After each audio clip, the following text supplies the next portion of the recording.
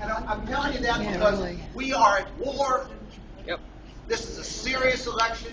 We're going to win, but we're not going to win unless each and every one of us is committed all the way through, from head to toe, from now till the election day, to get this done. Now, the 6th District of Virginia has been successfully gerrymandered these last number of years. Oh, yeah. To make it very difficult to elect Democrats. You know, I'm the only Democrat in the General Assembly with any portion of the Shenandoah Valley, and I have been since 1995.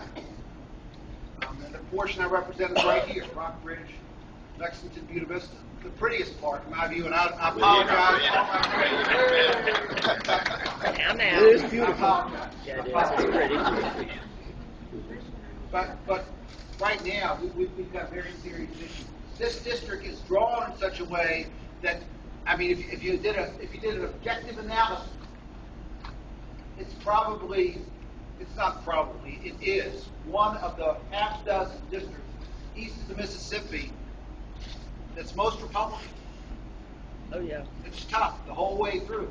We just smell But it. you know what? They play the game for a reason. They have elections for a reason. And there is no such thing as a foregone conclusion.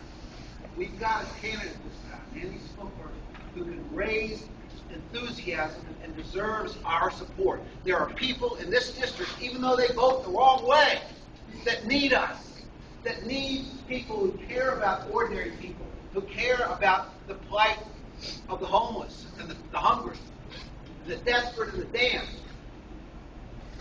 And they have for hundreds of years. They've counted on Democrats for a long time.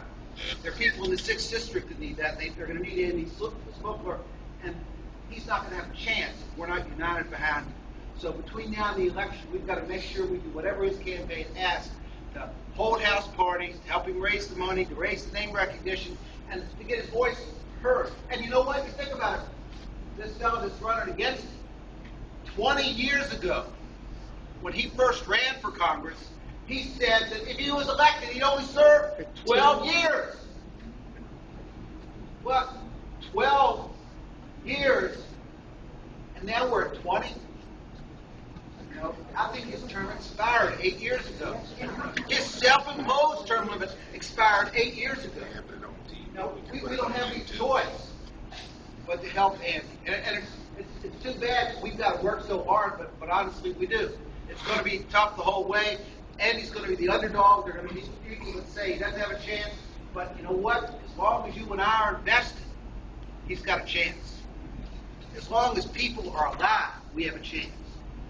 You know, I'm a Green Bay Packer fan. Green Bay won, a bunch of games last year. The first 13, I thought they were going to go undefeated and win the Super Bowl. But you play games for a reason. And that's because until you play, you don't know. Same thing with elections. We've got a Senate race in this state. Now, and we know both candidates very well. One candidate is a bully. Questionable whether he's got, you look at his past and you see certain things that make you very uncomfortable about the way he treats human beings. We know what kind of governor he was. Spent 6 years as a United States Senator doing what George Bush wanted, everything that George Bush wanted, going 100% along with George Bush's agenda. To raise the deficit, to fight 2 wars without paying for it. 2 wars on the credit card. To practice the trickle-down failed economics of the Reagan years, this notion that somehow you cut taxes for the wealthy, economic good times will trickle down. A man who said during his term in office as a United States Senator that he was bored, that he didn't like the job. Now he needs a job, but he's coming back. You know, fortunately for us, we've got not just a candidate, we've got an extraordinary candidate. A candidate who's one of the brightest people I've ever met.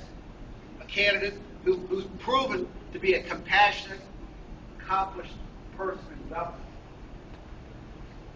This is going to be a close election, too. It's a big game. And it shouldn't be close, but it will. So we're going to have to be dedicated to that election as like we've never been dedicated to anything before. And people will say, well, your votes don't count. You're in the 6th district. The 6th district's going to vote Republican. But I don't buy that at all. The 6th district does not have to vote Republican. Okay? We aren't robots. People need us. They need Democrats. So we got to get out there. We got to work for Andy. We got to work for Tim. Let's talk for a second about our president.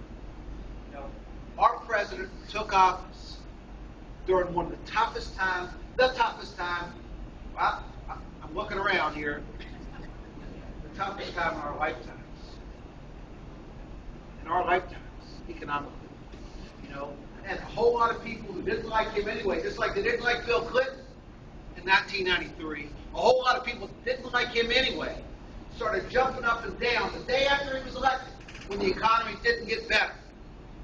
You know, we've got to be realists. We've got to be realists.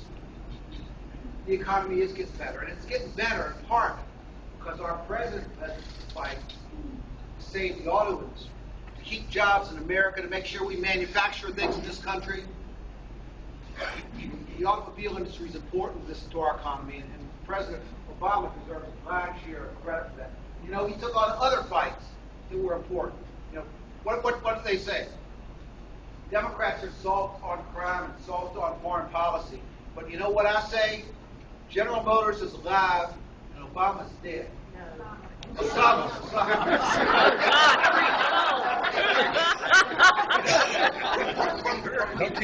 My religious point of view, it's never good to celebrate the death of another human being. But you know what? Osama bin Laden was pure evil. And our president was not afraid to take on the fight against international terrorism. Our president took on this health care issue.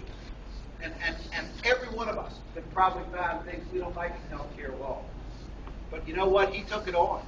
Every president, since Harry Truman, has tried to do something about health care. And every president since Harry Truman has come up against special interests, the insurance industries, the healthcare professions, everybody that wanted to fight healthcare reform, and this president pushed it through. And I know a lot of people aren't going to like this, but just this past week, you know, think about this whole notion of marriage, voluntary association between adult individuals. Every state